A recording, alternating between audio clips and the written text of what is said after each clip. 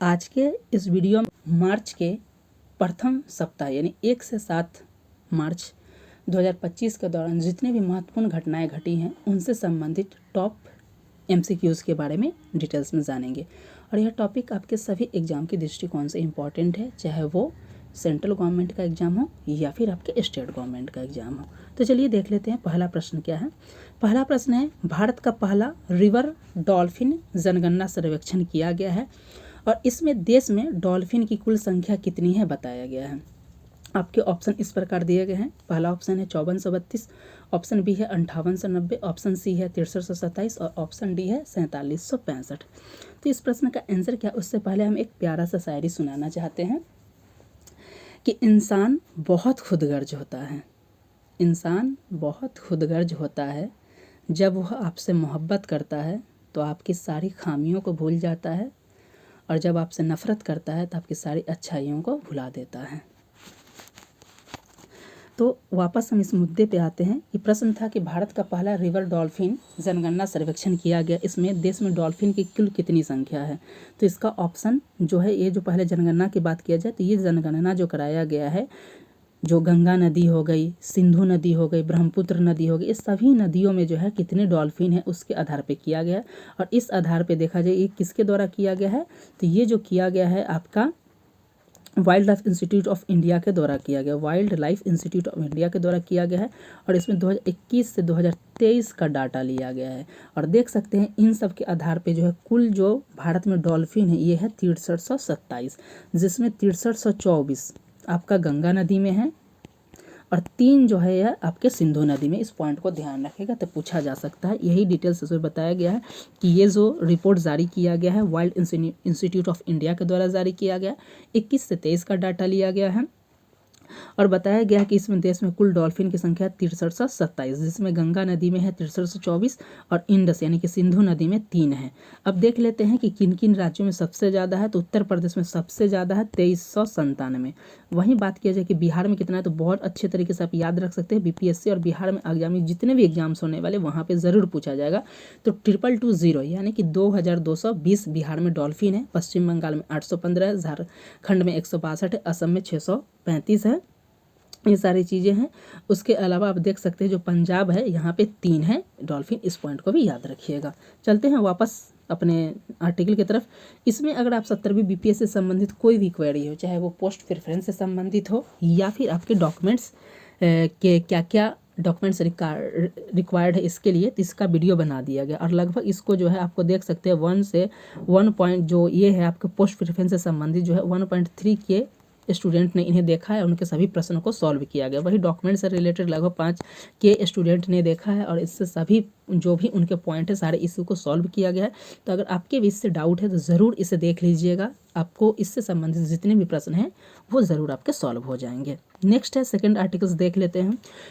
दूसरा private space craft कौन बना जिसने सफलतापूर्वक चंद्रमा की सतह पे लैंडिंग की। यानी चंद्रमा की सतह पे अब तक जो है गवर्नमेंट के जो भी स्पेस क्राफ्ट लॉन्च करते थे, स्पेस एजेंसियां लॉन्च करती थी, अब बताया जा रहा है कि ये दूसरा स्पेस क्राफ्ट कौन सा है जो चंद्रमा पे सफलतापूर्वक लैंड किया। यानी इससे पहले पहला हो चुका था, आपसे पूछा जा सकता है कि पहला कौन है और दूसरा कौन है। आपके ऑप्शन है Peregrine lunar lander, option B Nova C, option C Blue Ghost और ऑप्शन डी चंद्रयान 3। तो इसका राइट आंसर हो जाए अगर बात किया जाए तो ये दूसरा बन गया है, यानी कि आपका जो है ब्लू घोस्ट जो है ये दूसरा बन गया। वहीं नोवा सी की बात की जाए तो ये पहला था। तो वही आपसे पूछा जाएगा कि पहला पूछा जाता फर्स्ट तो नोवा सी हो जाता और सेकेंड यहाँ पूछा जा रहा है ये कौन है, ब्लू घोस्ट ऐसा है जो चंद्रमा के सतह पे लैंड किया सफलतापूर्वक। वही बात किया जाए इसका थोड़ा डिटेल्स देख लेते हैं कि हाल ही में फायर फ्लाई एरोस्पेस जो अमेरिका का है ब्लू घोस्ट लूनर लैंडर सफलतापूर्वक चंद्रमा की सतह पे लॉन्च कर गया है और यह दूसरा प्राइवेट स्पेस बन गया है। इससे पहले पहला कौन था, नोवा सी था और इसे जो है 15 जनवरी 2025 को SpaceX फाल्कन 9 रॉकेट के जरिए लॉन्च किया गया था। इस पॉइंट को भी याद रखिएगा। अगर आप बिहार दरोगा की तैयारी करना चाह रहे हैं और इसके टेस्ट सीरीज़ को अटैम्प्ट करना चाहते हैं तो इसके टेस्ट सीरीज़ भी हमारे चैनल पे कराए जा रहे हैं, आप देख सकते हैं। वहीं बिहार दरोगा के करंट अफेयर्स, जीएस सभी सब्जेक्ट की तैयारी हो रही है। वही अगर आप बीपीएससी टीचर के लिए कंप्यूटर साइंस के टेस्ट सीरीज को अटैम्प्ट करना चाहते हैं तो इसके भी टेस्ट सीरीज के वीडियोज हो रहे हैं, आप देख सकते हैं। दोस्तों यह वीडियो जो है इसमें हम लोग मार्च के पहले वीक के जो है मोस्ट इंपॉर्टेंट करंट अफेयर्स को देख रहे हैं, जो 71वीं बीपीएससी, बिहार एसएससी, बिहार बिजली विभाग, रेलवे, इन सभी के लिए टॉपिक जो है इंडियन किसी भी एग्जाम, सेंट्रल गवर्नमेंट या स्टेट गवर्नमेंट के लिए बहुत ही इंपॉर्टेंट हो जाता है। तो आप इसे बिल्कुल भी स्किप ना करें, देखें, यहाँ पे आपको यूनिक क्वेश्चंस देखने को मिलेंगे। इससे पहले जनवरी के मंथली करंट अफेयर्स और वीकली करंट अफेयर्स की वीडियो अपलोड है, फरवरी के भी वीकली और मंथली करंट अफेयर्स की वीडियो अपलोड है, साथ ही बिहार के जो स्पेशल करंट अफेयर्स वो भी वीडियो अपलोड है। थर्ड क्वेश्चन है, state of India's environment report 2025 को किस संगठन ने प्रकाशित किया है? आपके ऑप्शन है नीति आयोग, ऑप्शन बी मौसम विभाग, ऑप्शन सी है centre for science and environment और down to earth, option D है केंद्रीय प्रदूषण कंट्रोल नियंत्रण बोर्ड। तो ये जो रिपोर्ट जारी किया गया है ये है आपके centre for science and environment और डाउन टू अर्थ दोनों के द्वारा मिल के किया गया है। बहुत इंपॉर्टेंट है, आपसे पूछा जा सकता है किसके द्वारा किया गया है, तो जो है centre for science and environment और जो है आपका जो है डाउन टू अर्थ के द्वारा मिलकर किया गया है। बहुत इंपॉर्टेंट इसमें जलवायु परिवर्तन, जल प्रदूषण, इन सब के बारे में बताया गया कि 2024 में जो है जो अत्यधिक मौसम चरमी घटनाएं हैं इनमें वृद्धि देखने को मिली है और 2024 में कुल जो है 274 अत्यधिक मौसमी चरम घटनाएं देखने को मिली हैं। नेक्स्ट जो आर्टिकल है हमारा ये है, हाल ही में किस कंपनी को नवरत्न का दर्जा दिया गया है? इससे पहले एक और शायरी सुनाते हैं। आंखें तरस गई उनके दीदार को, आंखें तरस गई उनके दीदार को, जब नजरें मिली चेहरा बदल गया था, जब नजरें मिली तो चेहरा बदल गया था। चलिए वापस टॉपिक पे आते हैं। नेक्स्ट 4th नंबर क्वेश्चन है हमारा, हाल ही में किस कंपनी को नवरत्न का दर्जा दिया गया है? आपके ऑप्शन इस प्रकार थे, IRCTC, option B IRFC, option C well BHEL और ऑप्शन डी A और B। इसका राइट आंसर हो जो ऑप्शन नंबर डी। ये IRCTC और IRFC ये दोनों जो है रेलवे की कंपनी है और इन्हें जो है नवरत्न का दर्जा दिया गया और नवरत्न की संख्या बढ़कर 26 हो गई। वहीं सी जो था BHEL एक महारत्ना कंपनी है, इस पॉइंट को भी याद रखिएगा। चलते हैं नेक्स्ट। IFT ने व्यापार और रसद शिक्षा को मजबूत करने के लिए हाल ही में किस देश की संस्था के साथ समझौता किया है? आपके ऑप्शन है Belgium, option B Denmark, option C Australia और ऑप्शन डी इनमें से कोई नहीं। तो इसका राइट आंसर हो जाएगा ऑप्शन नंबर ए। ये किसके साथ किया भारत सरकार ने? तो ये बेल्जियम के साथ किया। बहुत इंपॉर्टेंट है, पूछा जाएगा। नेक्स्ट अपॉइंटमेंट से संबंधित है, हाल ही में किसे रक्षा लेखा महानियंत्रक के रूप में नियुक्त किया गया है? आपके ऑप्शन है इस प्रकार, A Rajiv Sinha, option B doctor Mayank Sharma, option C Abhay Saxena और ऑप्शन डी विनोद कुमार। इसका राइट आंसर हो जाएगा डॉक्टर मयंक शर्मा के को नियुक्त किया गया है।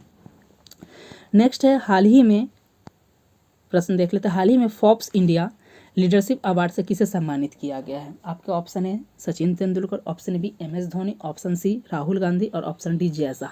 इसका राइट आंसर हो जाएगा ऑप्शन नंबर डी जैसा। ICC के जो है ये वर्तमान में प्रेजेंट चेयरमैन है और ICC के सबसे युवा चेयरमैन भी यही है।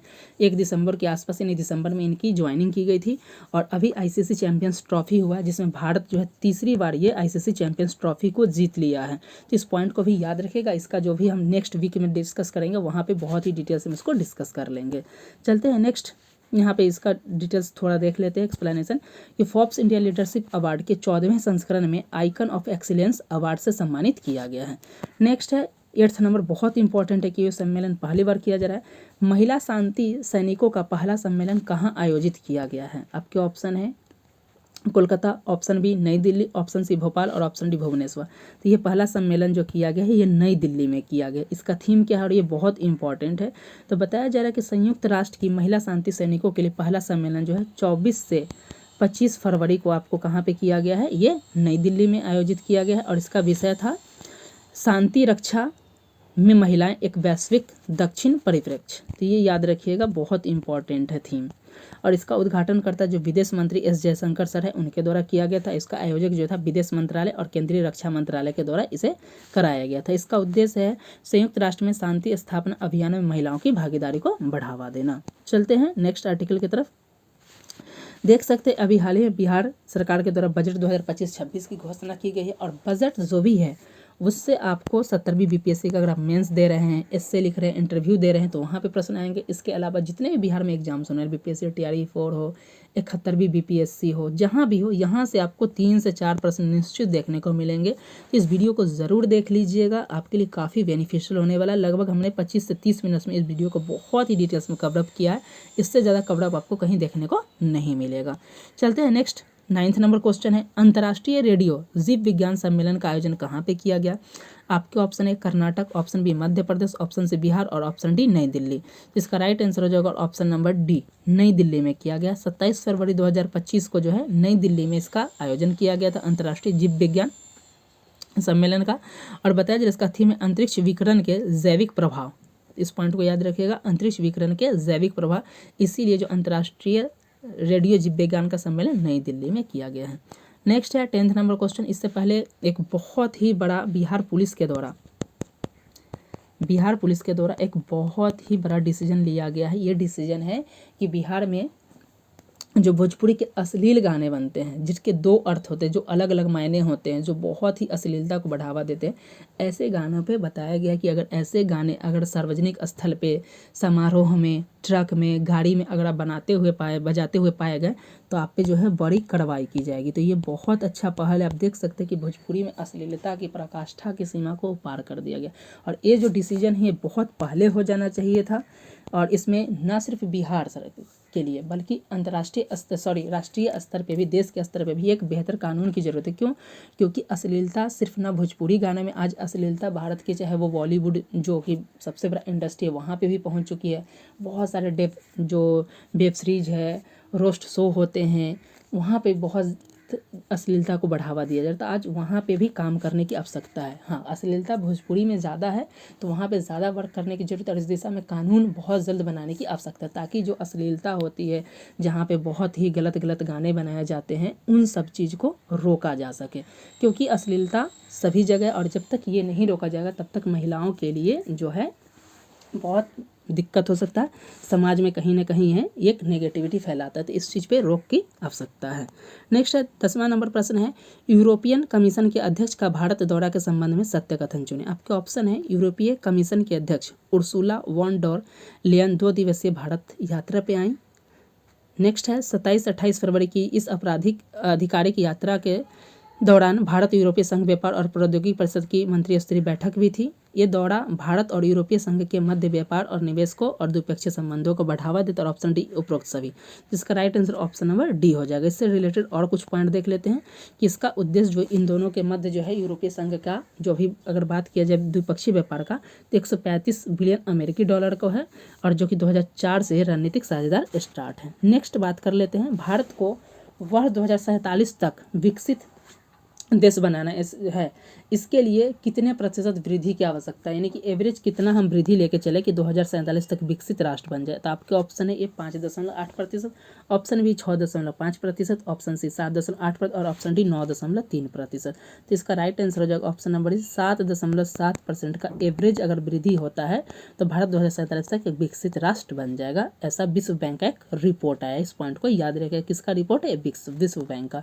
नेक्स्ट है आपके भारतीय प्रतिभूति और विनिमय बोर्ड सेबी का नया अध्यक्ष किसे बनाया गया? आपके ऑप्शन इस प्रकार दिए गए हैं, तुहिन कांत पांडे, मधु Kashyap, option C Ravi Prakash, option D इनमें से कोई नहीं। तो इसका राइट आंसर ऑप्शन है तुहिन कांत पांडे को बनाया गया। उन्होंने माधवीपुरी बुच का स्थान ग्रहण किया, इस पॉइंट को भी याद रखिएगा। देख सकते हैं 71वीं बीपीएससी और जो भी एग्जाम्स होने वाले हैं नेशनल और सेंट्रल या स्टेट गवर्नमेंट पे, सभी के लिए वीकली करंट और मंथली करंट अफेयर्स भी चला रहे हैं। फरवरी के करंट अफेयर्स को अगर आपने नहीं देखा है तो जाकर देख लीजिएगा, बहुत ही इंपॉर्टेंट होगा। नेक्स्ट है जन औषधि सप्ताह 2025 कब से कब मनाया जाता है? आपके ऑप्शन है 10 से 15 मार्च, ऑप्शन बी 1 से 7 मार्च, ऑप्शन सी 10 से 16 फरवरी और ऑप्शन डी 18 से 25 अप्रैल। तो इसका राइट आंसर हो जाएगा 1 से 7 मार्च। 1 से 7 मार्च तक जन औषधि सप्ताह मनाया जाता है। और किसके द्वारा मनाया जाता है? तो डिपार्टमेंट ऑफ फार्मास्यूटिकल्स के द्वारा मनाया जाता है, इस पॉइंट को याद रखिएगा। चलते हैं नेक्स्ट।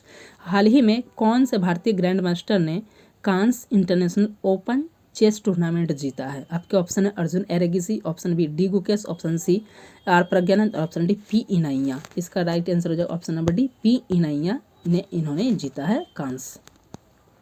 नेक्स्ट है मुख्यमंत्री एकल महिला स्वरोजगार योजना किस राज्य सरकार द्वारा शुरू किया गया? ऑप्शन है Uttar Pradesh, option B Madhya Pradesh, option C Rajasthan और ऑप्शन डी उत्तराखंड। तो ये पहल जो है उत्तराखंड के द्वारा चलाया गया। उत्तराखंड के द्वारा अभी हाल ही एक पहल क्या किया गया, यह आज़ादी के बाद यूनिफॉर्म सिविल कोड लागू करने वाला जो है भारत का पहला राज्य बन गया है। उसके बाद गुजरात भी घोषणा कर रहा है कि हम लागू करेंगे। और आज़ादी से पहले कौन कर रहा था, तो ये कर रहे थे आपके किसके द्वारा किया गया था आज़ादी से जो पुर्तगाली व्यवस्था लागू हुआ, ये है गोवा में। नेक्स्ट है सुंदर नर्सरी में जहां ए खुसरो 2025 कार्यक्रम आयोजित किया गया है, कहाँ पे? तो आपके ऑप्शन है नई Delhi, option B Uttar Pradesh, option C Madhya Pradesh, option D Orissa. तो इसका राइट आंसर हो जाएगा ऑप्शन नंबर ये नई दिल्ली में ये खुसरो जहाँ ये खुसरो कार्यक्रम आयोजित किया गया। और ये इसलिए इम्पॉर्टेंट है कि इसकी 25वीं वर्षगांठ मनाएगी, यानी 25 साल पूरा हो गया तब से पूछा जाएगा। और यह संगठन किसके द्वारा मनाया जाता है, तो रूमी फाउंडेशन के द्वारा मनाया जाता है। ठीक है, चलते हैं नेक्स्ट आर्टिकल की तरफ। देख सकते हैं 2025 में बिहार में बहुत सारी वैकेंसी आने वाली है, चाहे वो CGL 4 हो, बिहार दरोगा हो, रेलवे हो, टीचर हो, रेलवे कहते लाइब्रेरियन हो, SSC हो, इन सब की वैकेंसी आने वाली है। और इन सब में आप किसी की भी तैयारी करना चाहते हैं तो GS करंट अफेयर्स के लिए और अन्य सब्जेक्ट की तैयारी के लिए आप हमारे चैनल पे विजिट कीजिए। कंटेंट पसंद आते हैं तो उसे ज़रूर सब्सक्राइब कर लीजिएगा। नेक्स्ट है विश्व वन्य जीव दिवस प्रतिवर्ष कब मनाया जाता है? आपके ऑप्शन है 1 मार्च, ऑप्शन बी 3 मार्च, ऑप्शन सी 9 मार्च और ऑप्शन डी 15 मार्च। तो इसका राइट आंसर है जो ऑप्शन नंबर ये जो विश्व वन्य जीव दिवस जो है 3 मार्च को मनाया जाता है। अब बात कर लेते हैं कि 2025 का थीम क्या है। तो आपसे पूछा जा सकता है कि वर्ष 2025 का थीम क्या है, तो इस पॉइंट को याद रखिएगा कि विश्व वन्य जीव 2025 का थीम क्या है। यह है वन्य जीव संरक्षण, वित्त, लोगों और ग्रह में निवेश। इस पॉइंट को याद रखिएगा। चलते हैं नेक्स्ट आर्टिकल की तरफ। नेक्स्ट है 18 नंबर क्वेश्चन, राष्ट्रीय वन्य जीव बोर्ड की 7वीं बैठक अभी हाल ही में हुई है, तो इस कंटेक्स्ट में कौन सा कथन सत्य है? आपके ऑप्शन है इसका आयोजन गुजरात स्थित गिर अभ्यारण्य में किया गया था, ऑप्शन बी देश से पहली बार नदी डॉल्फिन अनुमान रिपोर्ट जारी किया गया है, डॉल्फिन की संख्या 63 से 27 है, और ऑप्शन डी उपरोक्त सभी। इसका राइट आंसर हो जाएगा उपरोक्त सभी, क्योंकि हमने इसके बारे में बहुत ही डिटेल्स में डिस्कस कर लिया है, जिसमें यूपी में सबसे ज़्यादा और बिहार में कितना है 2,220 2220 है, याद रखिएगा। यहाँ पे सारा चीज़ इसमें बताया गया कि 3 मार्च को विश्व वन्य जीव दिवस के अवसर पर इसे किया गया है, और उसी दिन जो है डॉल्फिन रिपोर्ट जारी किया गया था, और भारत में डॉल्फिन की संख्या 63 से 27। चलते हैं नेक्स्ट, ये ऑस्कर से संबंधित है। ये इस बार का जो ऑस्कर का संस्करण है ये बहुत ही इंपॉर्टेंट है। ये आपसे प्रश्न यहाँ से आते हैं। 97वें ऑस्कर से पूछा जा रहा है कि किस फिल्म को बेस्ट फिल्म का अवार्ड मिला है। आपके ऑप्शन है Anora, option B the blue list, option C Flow और ऑप्शन डी इनमें से कोई नहीं। तो इसका राइट आंसर हो जाएगा ऑप्शन नंबर ए, अनोरा को जो है बेस्ट फिल्म का अवार्ड दिया गया है। और साथ ही अनोरा ने है जो टोटल कितना 5 जो है ट्रॉफी टोटल जीता है, 5 अवार्ड जीता, इस पॉइंट को भी याद रखें। अब देख लेते हैं कि जो ऑस्कर 2025 में फाइनली भारत की कोई भी मूवी इसमें शामिल नहीं किया गया। लापता लेडीज, आज जीवितम, कई सारे 5 मूवीज शामिल किया गया था, लेकिन फाइनली किसी को पुरस्कार नहीं मिला। अब जो है 2025 में जो जिसको ऑस्कर मिला उसे देख लेते थोड़ा, क्योंकि यहाँ से प्रश्न पूछे जा सकते हैं। तो आप देख सकते हैं बेस्ट फिल्म का अवार्ड अनोरा को दिया गया है। वहीं बेस्ट डायरेक्टर पूछा जा सकता है, शॉन बेकर को अनोरा मूवी के लिए दिया गया है।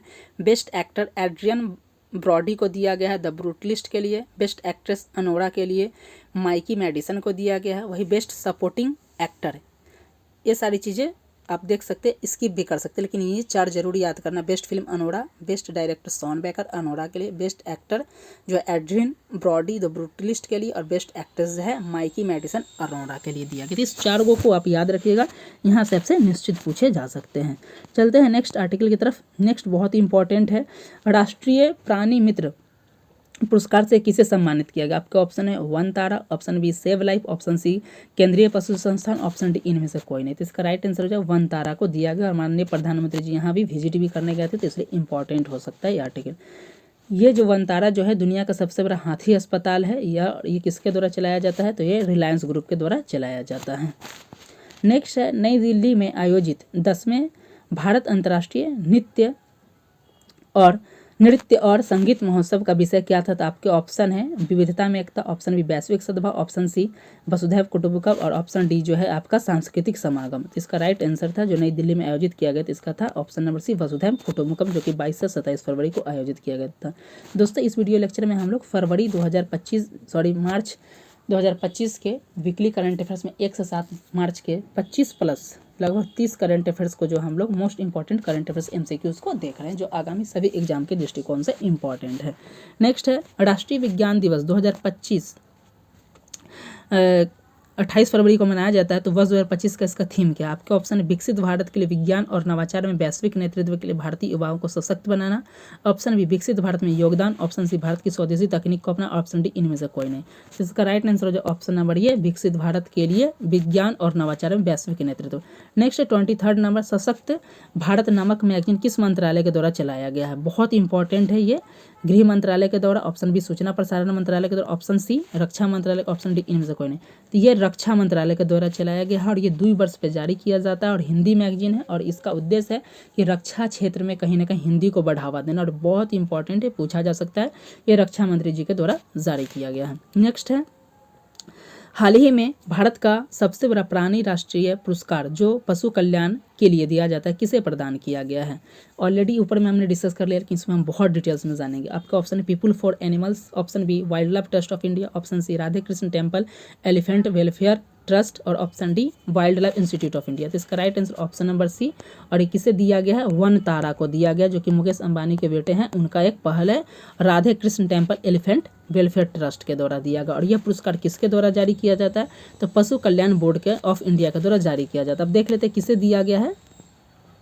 बहुत अलग अलग कैटेगरी में दिया गया, सारा चीज़ यहाँ पे दिया गया है। यहाँ पे वही दिया गया है कि राधे कृष्ण टेम्पल जो वनतारा उसका एक पहल है उसको दिया गया है। अगर अधिवक्ता यानी लॉयर कैटेगरी में किन्हें दिया गया व्यक्तिगत श्रेणी में, तो श्री अखिल जैन को दिया गया, जो कि राजपूत के रायपुर छत्तीसगढ़ के। नवीन विचार में इंडिविजुअल किसके दिया गया? तो श्री रामेश भाई वेलजी भाई पिरोलिया को दिया गया है।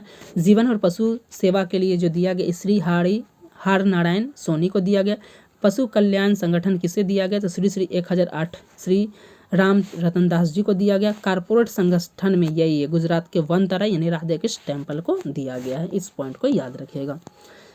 हमारे चैनल पे बिहार स्पेसिफिक क्लासेस भी हो रहे हैं। बिहार ज्योग्राफी का हमने काफ़ी लेक्चर कवर किया है, बिहार हिस्ट्री के को कवर किया है, बिहार स्पेसिफिक भी कुछ हमने कवर किया है। उसके अलावा इसके MCQs भी हो रहे हैं, तो आप ज़रूर एक बार विजिट कीजिए, कंटेंट देखिए। उसके चैनल को सब्सक्राइब करना या नहीं करना ये आपके ऊपर छोड़ा जाता है। नेक्स्ट है मैत्री ऐप किसके द्वारा लॉन्च किया गया? आपके ऑप्शन है वित्त मंत्रालय, ऑप्शन बी पत्तन पोत परिवहन और जलमार्ग मंत्रालय, ऑप्शन सी वाणिज्य और उद्योग मंत्रालय, ऑप्शन डी इलेक्ट्रॉनिक्स और सूचना प्रौद्योगिकी मंत्रालय। तो इसका राइट आंसर हो जाए ऑप्शन अभी ये पतन पोत परिवहन और जलमार्ग मंत्रालय के द्वारा किया गया। सबसे इंपॉर्टेंट पहले देख लेते हैं, आपसे मैत्री का फुल फॉर्म पूछा जा सकता है कि अभी हाल ही में चर्चा में मैत्री था, इसका फुल फॉर्म क्या है? यह master application for international trade and regulatory interface.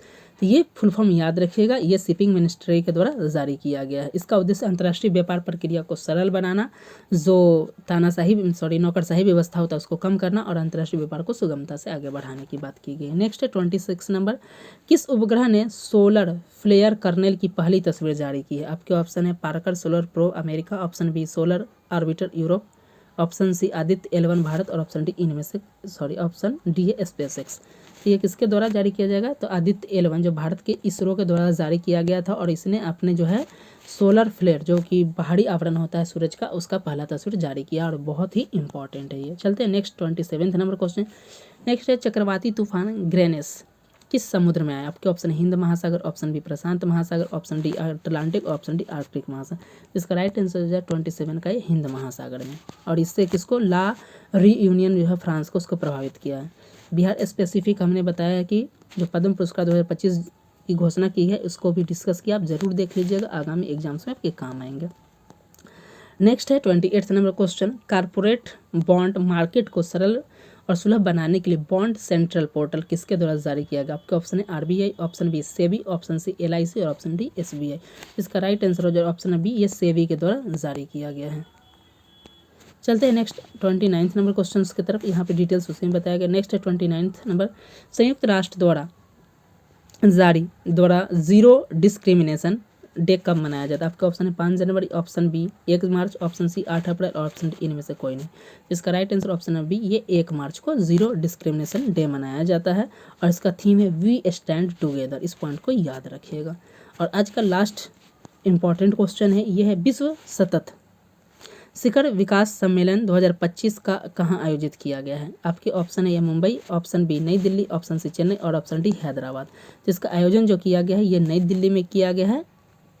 विश्व सतत विकास शिखर सम्मेलन 2025 का उद्घाटन जो है नई दिल्ली में किया गया है। और इस पॉइंट को याद रखिएगा, इसका थीम क्या है? तो ये है सतत विकास और जलवायु समाधान में तेजी लाने के लिए साझेदारी।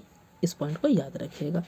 अगर आपको इसका PDF चाहिए तो इसके लिए आप हमारे टेलीग्राम को ज्वाइन कर लीजिए। किसी भी गवर्नमेंट एग्जाम की तैयारी कर रहे हैं, 70वीं BPSC से संबंधित कोई क्वेरी है, बिहार दरोगा की तैयारी कैसे करनी, इन सब की तैयारी कैसे करनी है, तो चैनल पे आप ज़रूर विजिट कीजिए, पढ़ाई के कंटेंट को दीजिए। अगर स्टडी रिलेटेड पॉइंट आपको पसंद आते हैं तो चैनल को सब्सक्राइब करना ना भूलें। मिलते हैं नेक्स्ट वीडियो के साथ, तब तक के लिए धन्यवाद।